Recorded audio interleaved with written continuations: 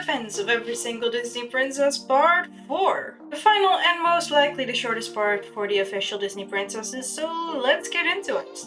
Chapter 10. Rapunzel. Way too often I hear people call Rapunzel the most unrelatable princess. Why? Because she didn't rebel enough as a teenager. A really quick refresher, Rapunzel is born with magic hair because of this flower, and Gothel wants the power to be only for her, so she kidnaps her, puts her in a tower, not only locks the door but hides it, and on top of that, brainwashes and gaslights the poor girl to the point of her being too scared to leave.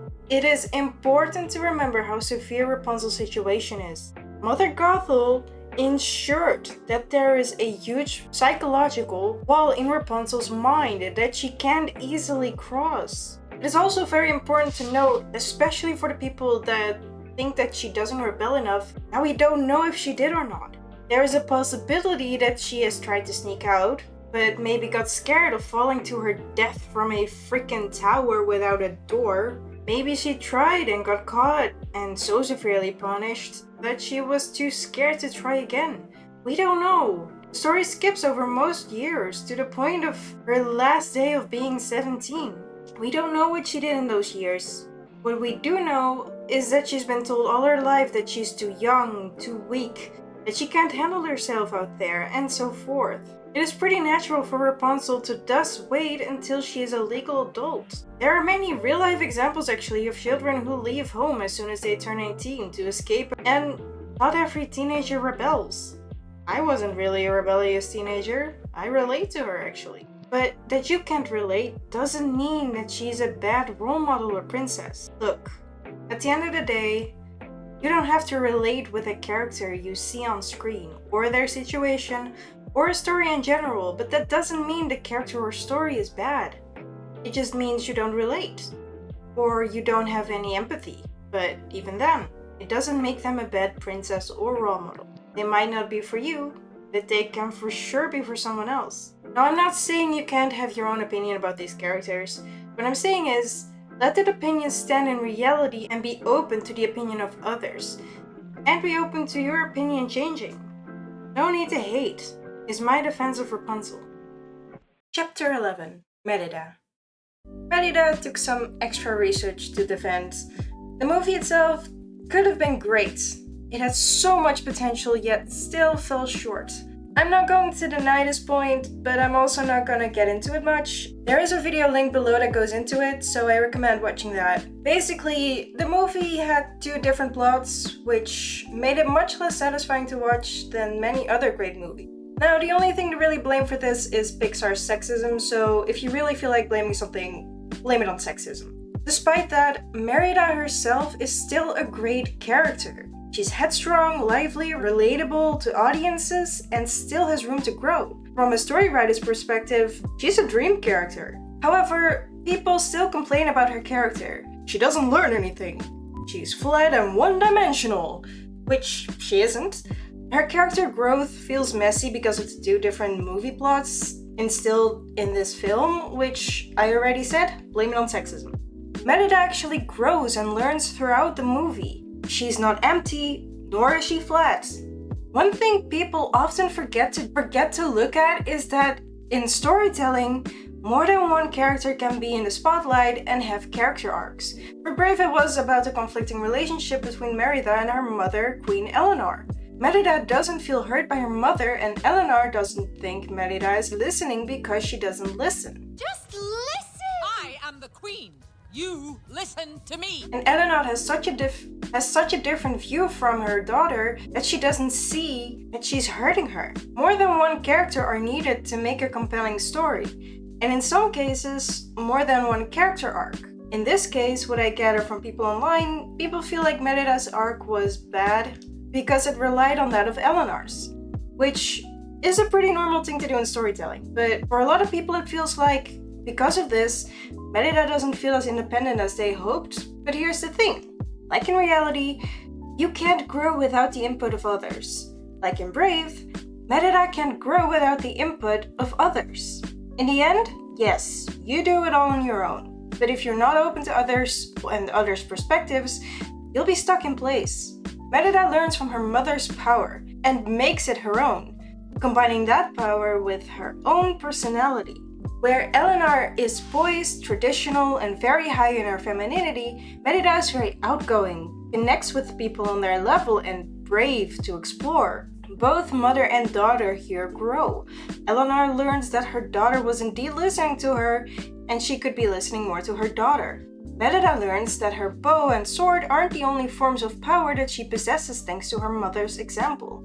In the final climax scene, she combines her mother's poise, where she walks into the scene, yet uses her personality trait to connect with the people and fix the mistakes she made. Merida is an amazing character in a messy movie. She was an amazing character to see, especially for girls who like being active and outdoor. She is an amazing example to see that you don't have to give up your femininity to enjoy things that are traditionally seen as masculine. Merida does all of these activities in a dress. Traditionally the most feminine thing you could wear, especially in that time period. I think Merida is one of the most amazing princesses made, especially in these later years. And she deserves a better movie. It actually might be the only movie I wouldn't mind them taking a retake on, if it means giving her the movie she deserves. And the final chapter 12, Moana. But wait, what about all the other amazing Disney queens that need to be defended? I know. I promise I come back to that, okay? You're really choked up about this, aren't you? Moana, the first official Polynesian princess. In a world where Polynesian cultures are very much underrepresented and heavily stereotyped into being mainly hula dancing and coconut bikinis, Moana is one of the best representations and such a great insight, especially for a beginner like me. And yet, she and her movie still get put down for it. Look, let's get this over with, since with every princess who has any kind of skin color except white, we have this problem.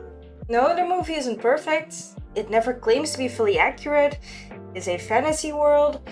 Beauty and the Beast set in France, fantasy world, not fully accurate. Snow White set in Germany, inspired, fantasy world, not fully accurate, so on, so on.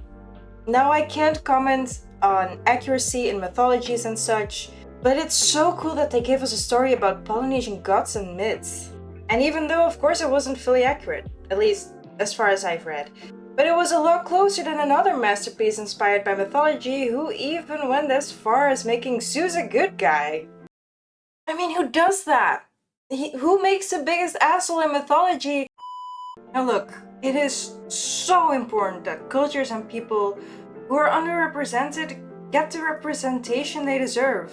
But even with Moana being such a giant step up, people still give her hate and shit, and frankly, I'm kind of tired of feeling like I have to defend the same thing with every colored princess. I feel like I'm repeating myself. And then I realized, it'll never be enough. People will always nitpick on everything, and that's good.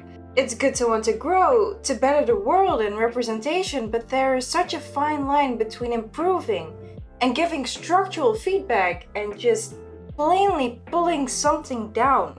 From what I see and hear, especially with Moana, it is the hate to put down the movie and to put down her.